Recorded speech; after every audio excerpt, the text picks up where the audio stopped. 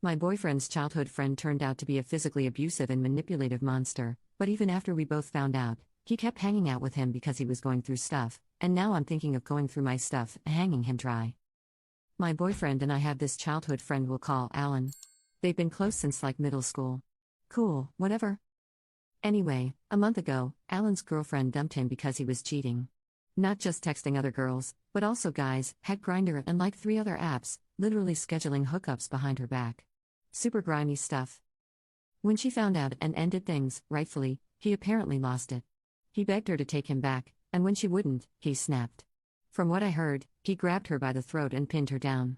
Then later, he keyed her car and slashed her tires. Yeah. Real unhinged behavior. I didn't know the full story until yesterday one of my girlfriends filled me in. I had seen my boyfriend hanging out with Alan a few times recently, but I thought it was just like casual, checking in on him stuff. Once I found out what really happened, I was livid. I called my boyfriend and told him straight up, what Alan did is seriously messed up, and I don't get why you're still hanging out with him.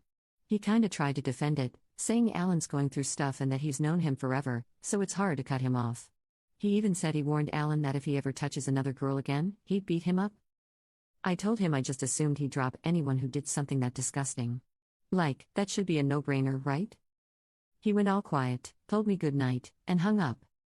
He didn't text me at all the next day. Not a single hey or good morning. Nothing. So I talked to my mom about it, because moms are wise, and she helped me write out a message to try and explain where I'm coming from. I sent it to him, hoping it would get through. Spoiler, it didn't. He doubled down. Said he didn't want to be the kind of friend who ditches someone when they're down. He literally said, that's the difference between me and you. And that it's the Christian thing to forgive and support people, even when they mess up. Like, okay. Sure, forgiveness is fine. But supporting a guy who choked and stalked his ex? That's your hill to die on? He ended the convo by saying he had a lot to think about, then dipped again. And honestly? I'm not even mad anymore. Just kind of stunned and over it. Commenter. I don't think your boyfriend's views match yours, and I don't think you should stay in a relationship where he makes excuses for his male friend's abusive actions. When I was in my 20s, I was in the car with my ex, who was driving, and his friend in the back. Something happened, and my BF got mad at me and said, I should punch you for that. His mate leaned forward between the front seats in a heartbeat to tell him that if he ever said that again, he was going to get knocked out. That is a real man. Update. So. I gave him space. A few days went by. No calls, no texts, no I've been thinking message like I halfway expected. Just silence. And I don't know what I thought would happen. That he'd come to his senses? Realize this isn't just about being a loyal friend, but about basic decency? Respecting boundaries? Apparently not. I finally reached out again, mostly because I couldn't stand the limbo anymore. I told him, I'm not asking you to be heartless. I'm asking you to draw a line. Abuse isn't a mistake you just wave off. And if you're choosing to stand by someone who did that, it makes me question your values. His response? A whole wall of text about how I don't understand male friendship, how he's trying to be a better influence for Alan, and how it's not his job to police his friends.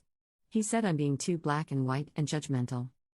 And I just sat there staring at my screen. Like, how did we get here? I told him flat out, if you want to be friends with a guy who choked his girlfriend and vandalized her car, that's your choice. But it's also my choice not to be with someone who's okay with that. We haven't spoken since. I think the saddest part is realizing that the guy I thought I was building something with, someone I trusted, doesn't really see the problem. Or maybe he does, but not enough to act on it. And that says a lot. So yeah. I'm heartbroken, but I'm not confused anymore.